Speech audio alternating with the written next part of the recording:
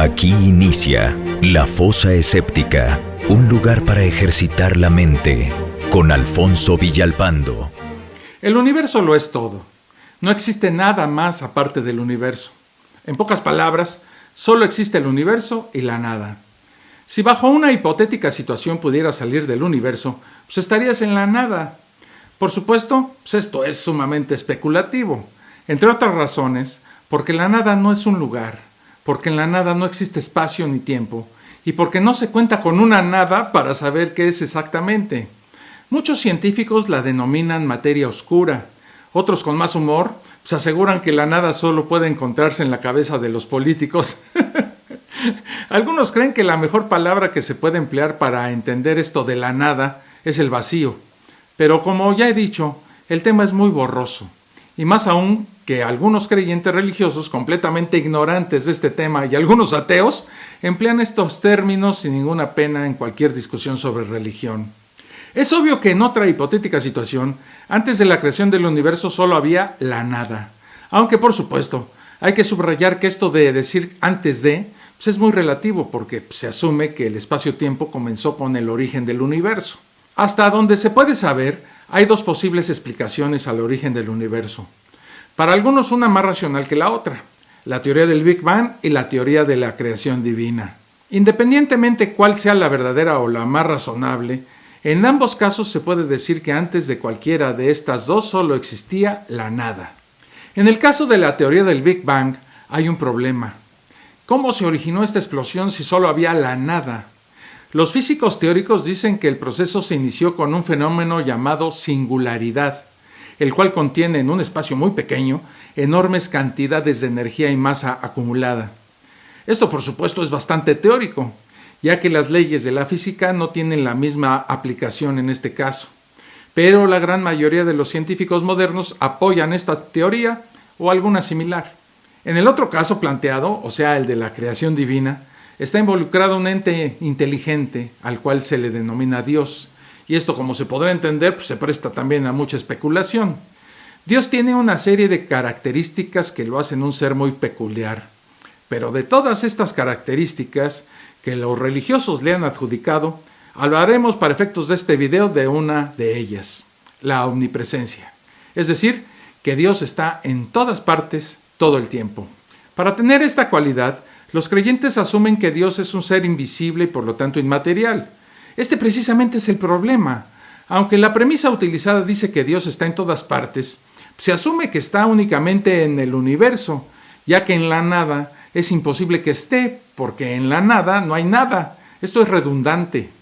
Como la teoría de la creación divina, y conste que estoy empleando el significado coloquial del término teoría, ya que en ciencia tiene otro significado. Bueno, pues en la teoría de la creación divina se asume que existió un comienzo. La pregunta que se debería hacer es, ¿dónde se encontraba Dios antes de crear el universo? Recordemos que antes del universo solo había la nada, y esta nada sí puede estar en la nada, pero Dios no puede estar en la nada porque entonces Dios no sería nada y no existiría. Es una situación compleja y peculiar, ya que se podría extrapolar a otros campos religiosos. Por ejemplo, ¿dónde está el cielo o paraíso? ¿Dónde se encuentran los ángeles y todos esos personajes que forman la variada mitología religiosa? Recordemos que tiene que estar en el universo, ya que básicamente no hay otro sitio excepto la nada. Cuando Jesús ascendió como cohete a los cielos, ¿a dónde fue? Si salió de la atmósfera terrestre en un cuerpo material hace más o menos 2000 años, ¿por dónde va? ¿A dónde exactamente se fue? Obviamente no puede viajar a la velocidad de la luz porque se desmaterializaría. En fin, son preguntas profundas y de seguro sin ninguna respuesta razonable. Hay otra cosa bastante intrigante. Entre las múltiples clasificaciones de las cosas existentes en el universo, esta es una de ellas. Solo existen seres vivos o cosas inanimadas y objetos inertes sin vida. Es decir, que todo lo que existe en el universo entra forzosamente en alguna de estas dos clasificaciones. En el caso de Dios, es obvio que no es un objeto inanimado, ya que según los religiosos piensa, mira, actúa, crea, ama y todo lo demás. En este caso entraría en la clasificación de seres vivos, lo cual es hasta cierto punto comprensible, ya que muchas de las personas que lo adoran han escrito en los comentarios de este canal Creemos en el Dios vivo, por lo que se puede asumir que Dios cae en la clasificación de ser vivo.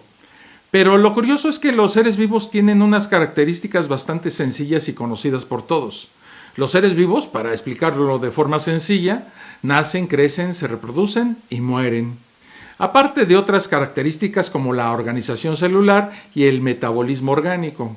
Para ser un ser vivo se deben reunir no una, sino todas estas características. Y como es obvio, y siempre según los creyentes, Dios no nació, ya que es inmaterial y también es incorpóreo, ni muere porque es inmortal, aunque Nietzsche diga lo contrario. Quizás la reproducción sea la única característica de un ser vivo que podría atribuírsele a Dios, pero Dios se reproduce de una manera muy, digamos, curiosa. O lo hace a voluntad y partiendo de la nada, por ejemplo, la creación inicial de los animales, o lo hace convertido en Espíritu Santo para embarazar a una virgen, como lo hizo con María.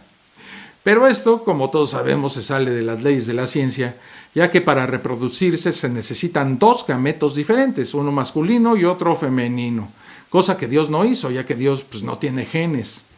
Todo esto significa que Dios tampoco puede pertenecer a los seres vivos, ya que no posee ninguna de sus características. Entonces, ¿cómo es Dios?